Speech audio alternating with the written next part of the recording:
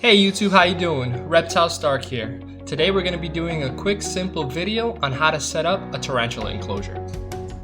As you can see here, I just have a basic 5-gallon terrarium. Any glass tank would do. Something with a secure lid so your spider doesn't get out or anything doesn't jump in. And I have a background on it, that's optional. The more you can cover the sides of the glass terrarium, the better, so that the tarantula doesn't get scared or freaked out by movements around. I'm here just adding some eco earth, which is just some reptile safe dirt that you can add into your tank. This is just your substrate. Probably the best substrate you can use for tarantulas because they like to dig sometimes. Here I'm adding a cork bark, and the cork bark I'm going to try to do is I'm going to slope the tank up so that I'm going to dig the cork bark in and have it kind of like a hidden tunnel for the spider to go into. So instead of just applying dirt evenly into the tank as your basic setup would be, this is a technique that creates depth into your tank and allows, aesthetically for us, it seems like the tank is bigger than what it actually is. That slope that you see that I'm creating provides almost like a third dimension, where your spider can not only go left, right, back, and front, but now it can also climb upwards and downwards, and including the hole that I created with the cork bark. Cork bark is really good for hides. I like it, one of my favorite tools to use. And here you're going to see I'm going to add a couple smaller pieces of cork bark underneath that hide that I created, just to create some stability into that, so that in case there's too much pressure on the top, it won't cave in.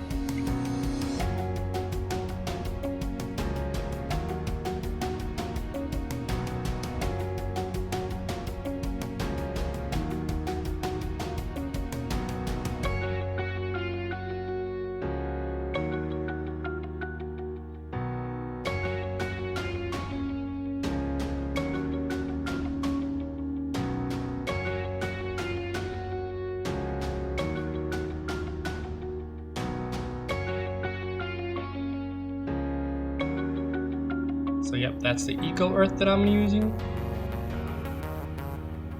And again, any type of safe, usually reptile dirt safe, it'll show pictures of tarantulas and stuff like that, but any type of dirt you can get at a pet store is fine.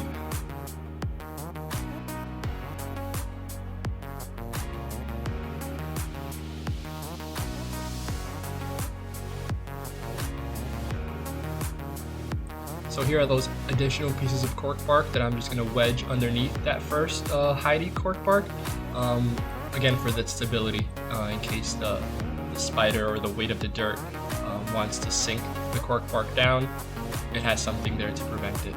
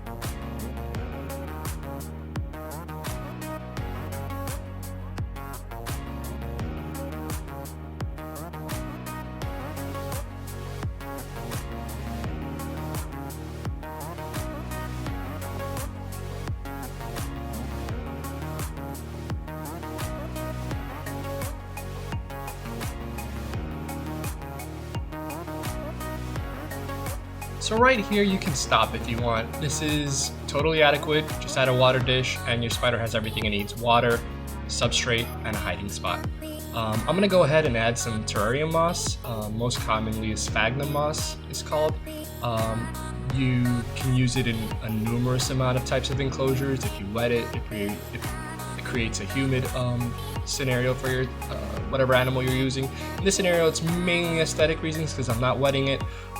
So it creates texture to the tank. It also creates aesthetically pleasing, more naturalistic look. And then just put as much as you want. This is a fun project. Just go as crazy with it or as little of it as you want, just to create. I like to cover the whole surface.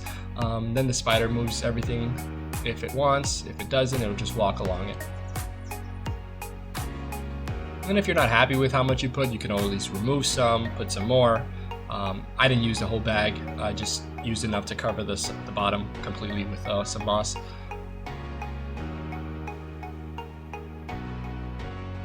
Feel free to add any other type of decoration that you have. I had these this little vine plant lying around, and I just wanted to use it. Finding again, this is aesthetic reasons, so finding the location that works best for your eyes or what you like best. Putting it in the front like I'm doing here kind of creates a hide for the spider to hide behind in case it's too much glass and the spider can see too much. So something that he can hide behind, so that if I'm looming over, I'm going to move it again in a second. Just going to put the water dish in the bottom, but again, play around with it, see how you like it best, and position things in your tank. You could put twigs in there as well. Leaf litter looks awesome in a tank. Some type of log or something that the spider can climb on also works great. And then also don't forget to put in a water dish. That's what I'm adding in right there.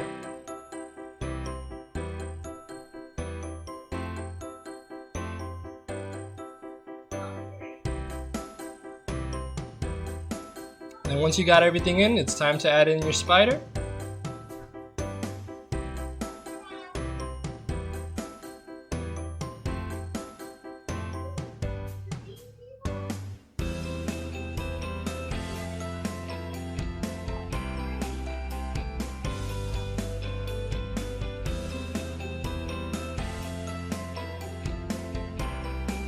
And just let your spider walk out on its own.